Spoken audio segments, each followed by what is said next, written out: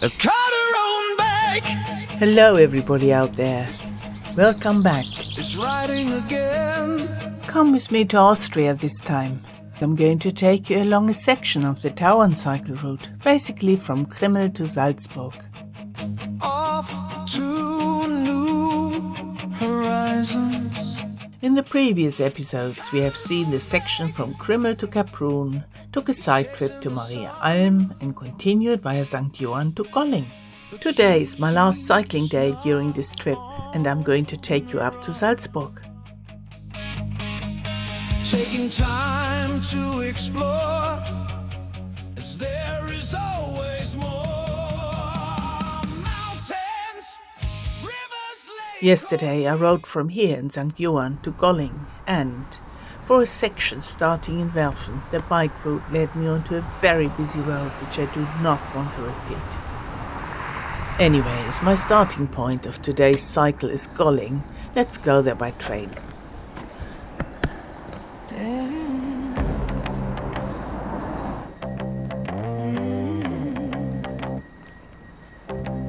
Let's take the train, the train, the train, the train.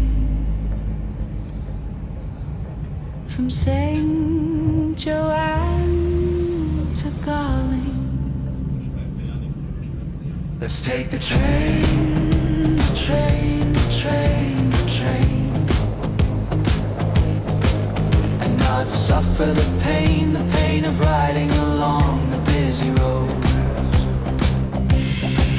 I am telling you, and this is sad, but the bike route between Werfen and Golling is mad.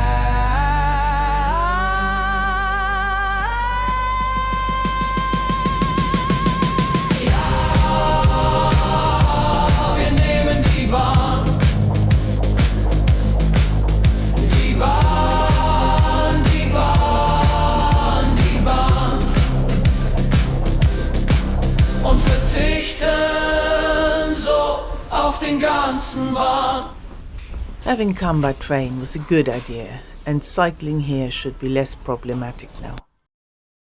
As I told you before in episode 1, many years ago I had been here before. My October trip had started in snow, but soon turned into the proverbial golden October. It was pumpkin time and time for Oktoberfests. As the sun came out, so did the brave souls with their kayaks to ride the rapids on the wild river. It had been a good cycle ride all the way up to Salzburg then. And instantly today I remember this lovely little church.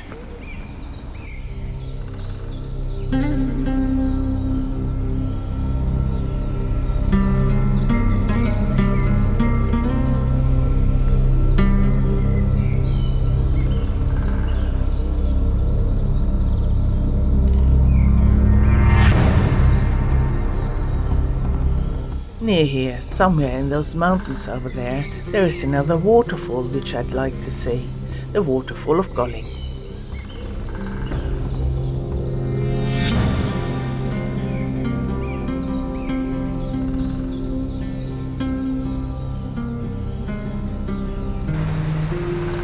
The bike had to be parked near the entry, and the path leading to the waterfall is a bit rocky.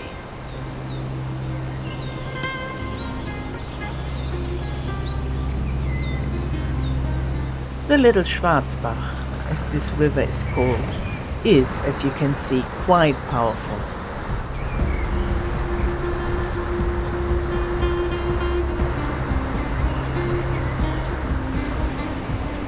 The waterfall here is 75 meters high. Again, here we just see the bottom bit of it. If you want to see the top bit of it as well, there is a path leading further up.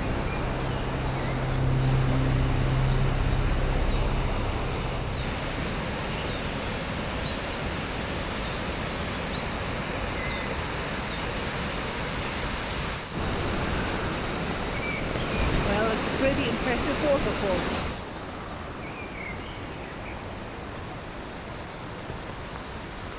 I returned to my bike with all the luggage on it, which again I had asked the ticket lady to keep an eye on.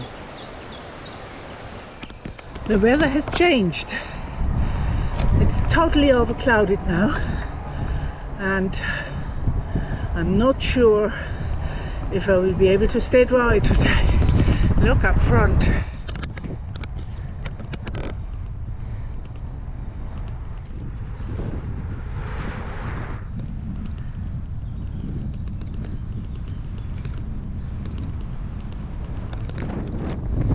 And guess where the wind is coming from? From the bad weather thing, from the bad weather front. So my dears, I made it to Krimml, and the weather has changed. I've already told you that, and I think it's gonna rain. Yes, not only the weather has changed. This is mad, this place, sorry. While I'm struggling to put on my red vest to be seen better, let me explain. Although I'm riding on tiny country lanes now, I have been encountering more and more cars there, some of them driving quite aggressively. As it is Whitsun and also school holidays have started, many people from southern Germany are driving into Austria. A little later I learn that the motorway from Germany past Salzburg way into Austria holds the mother of all traffic jams, lasting for more than 45 kilometers, which eventually makes it into the news even. Many frustrated drivers try and make their way through all the little villages, and some of them even use those tiny farming lanes, respectively the bike route. The police cottons onto this quickly and blocks those lanes for motorists who don't have local registration plates. Yeah, when they get really aggressive in the cars, and yeah, so I have to watch it. I don't know if you can see it, but at the end of the bridge to the left is a guy with a yellow vest, and he's blocked off the road, and each car that intends to go in there gets asked where, why, etc. And if they're not from here, they're told to go off into a different direction. Yeah.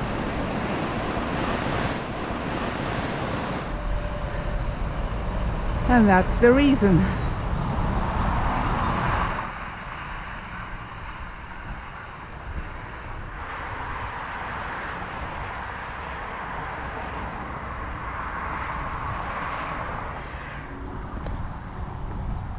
Still, this means that one better is on the lookout not to get run down by frustrated motorists going fast on those little lanes. I'm glad they blocked these little lanes off. Imagine if there were all these cars here trying to get through. Aha, there are some, but maybe they're locals, who knows.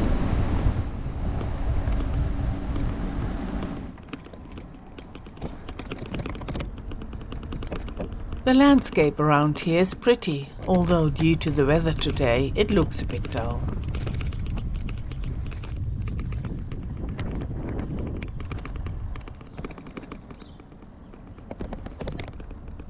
Then we are already approaching Hallein. It looks a bit industrial, although I have good memories from my previous visit. Hallein is supposed to be beautiful. Right here, it's not.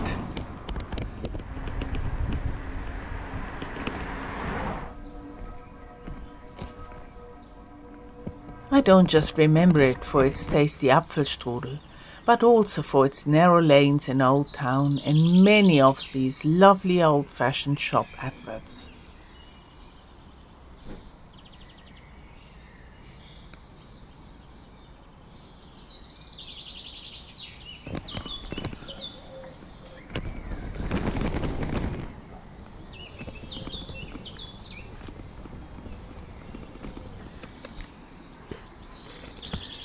The narrow lanes are still there, but I cannot see those lovely shop adverts anymore.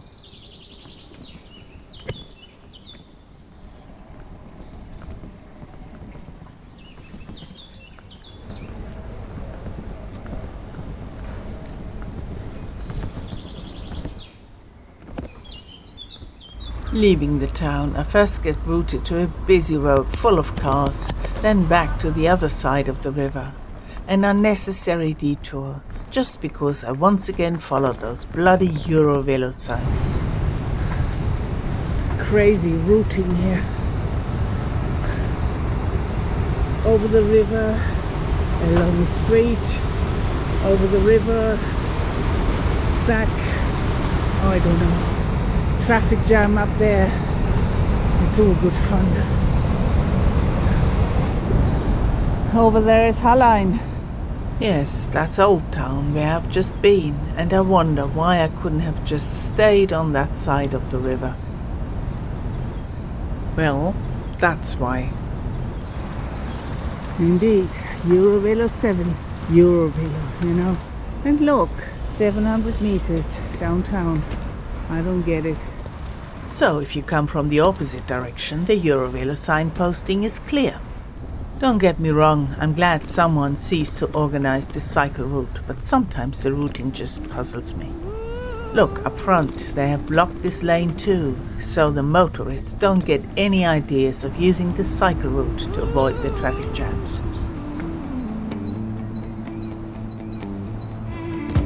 Well, from here to Salzburg, it's a bit boring.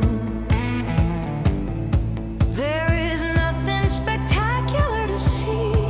Just graffiti as we're close to the city. Just good to gain distance and ride by the river. Still, if you enjoy this video, please leave a like and subscribe to Tauern. Bye.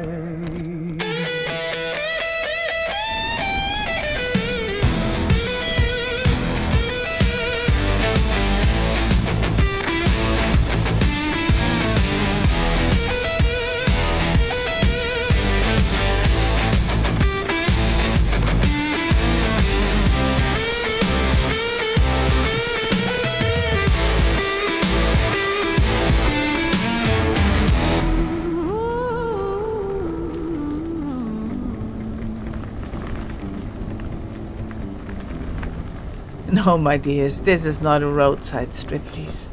But as it got colder again, I have to add another layer.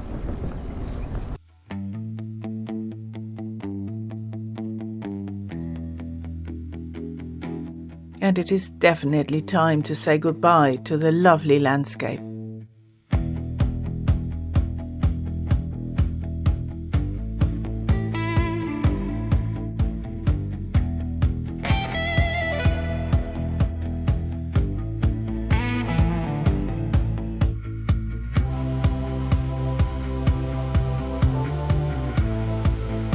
Back there, that's the mountains that we came from.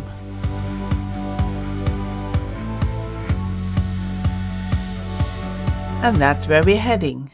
That's Salzburg, easily recognized by its fortress, Hohen Salzburg, dating back to the 11th century.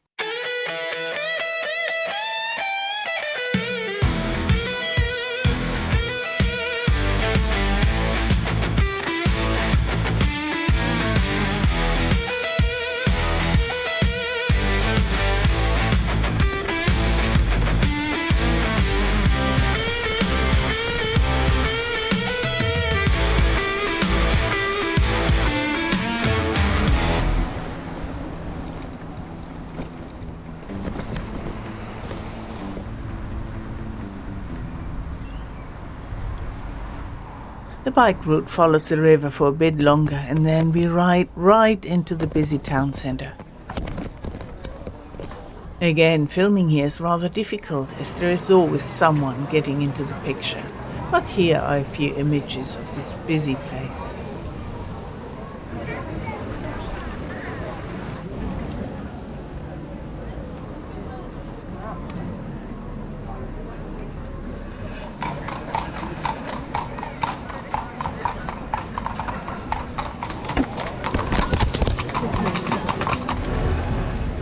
And here we are, amid Salzburg.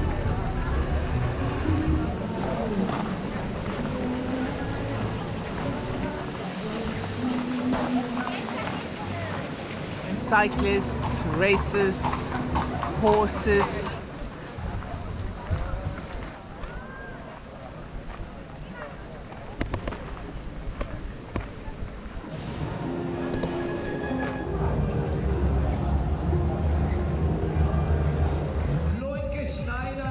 Also, there is a race going on, a marathon or something, and right here is the finishing line.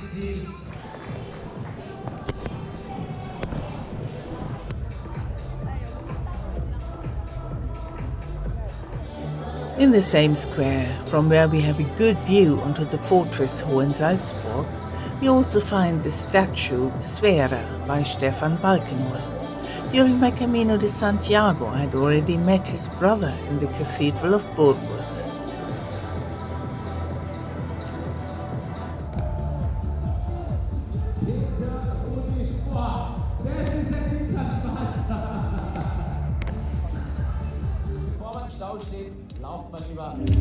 I told you all kinds of shit is going on here. By the way, if you want to visit the old fortress, you can take a little cable car up there from right over there.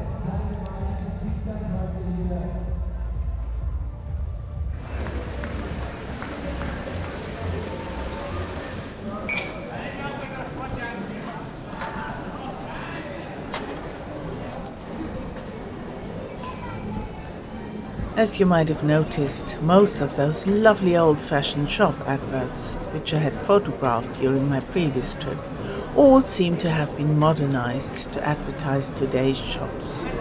Very few of the old ones are left. One thing, of course, remains a major attraction of Salzburg. And that's the house where Mozart was born. Wolfgang Amadeus Mozart was a musician and composer of the 18th century. He became quite famous even during his lifetime. You may say he was a pop star of his time, and, like many other popular musicians, he died young with only 35 years. His name is still used to sell all kinds of merchandise.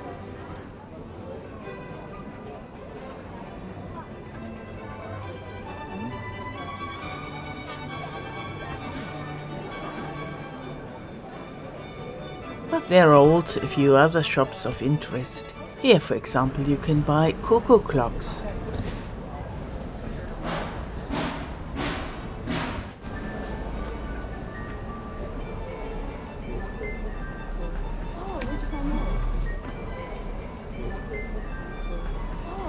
I remember from the past that I had found this amazing Christmas and Easter shop then. Unfortunately, I missed it this time, but previously I'd found it pretty amazing. Although it's interesting being in a city, and Salzburg comes across as quite pleasant, after a while I find it too stressful with all the other people around me. It's a very busy place, so I'm going to find my hotel now.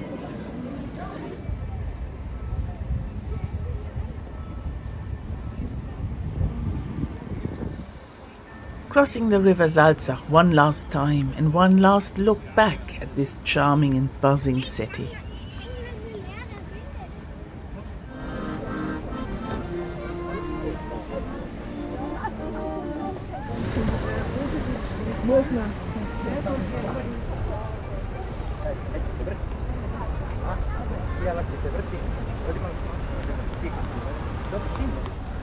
Tomorrow morning I have to catch a train at 7 a.m. and so I'm staying near the station. Ah yeah, and here you can see that I only cycled 40 kilometers today. Maybe you recognize the bicycle room? Correct, it's the same hotel as when I started this little tour. It's the place where I did find the bed was a bit too small. But surprise! As the cheapest single room was not available this time, I had booked another room. And look here, it's amazing. There is a kitchen too. From a nearby supermarket I buy a few things for supper and have a room picnic, which suits me fine. Also, I'd like to mention that as I had to catch a super early train and therefore leave before breakfast time at the hotel, this super friendly night porter arranged for me to get a quick bite after all. This was an amazing service. When the train pulls out of the station, it's raining. I've been so lucky having had good weather. Altogether, my trip along the Tauern Cycle Route was very enjoyable. The cycle route itself continues beyond Salzburg up to Passau, where you could join other cycle routes, for instance the Danube Cycle Route. However, next time, if there is such a thing, I'd not cycle from Bruck to Salzburg, but would try the alternative branch via Maria Alm. I don't know what it's like past Maria Alm, but it couldn't be any worse than from Bruck to Golling. Plus the last stretch into Salzburg following the river, I just found it a bit boring. The upper part of the valley, which I'd cycled, like from Krimml to Bruck, was mind-blowingly beautiful. And I'm sure there is still a lot to be explored that I haven't seen during this trip. So, what's next? Well, just let yourself be surprised. I suggest you subscribe so you will be notified when there is another upload from the old Tauern bike. Please subscribe to Tauern Bay. Tauern Bay. And like if you like the Tauern Bay. Thanks for watching, my dears. See you in the next episode. It was the buck.